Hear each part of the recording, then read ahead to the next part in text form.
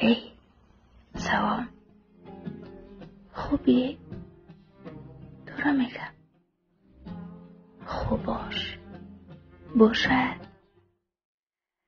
غمگین نباش، غمها میگذرد.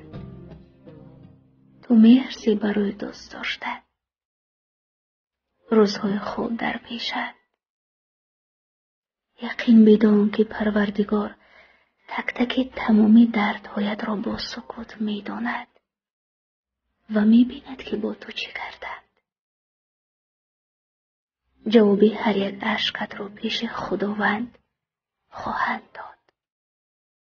خوب باش، باشد. وعده میدهی که خوب میشوی؟ من با تویم. خوب باش.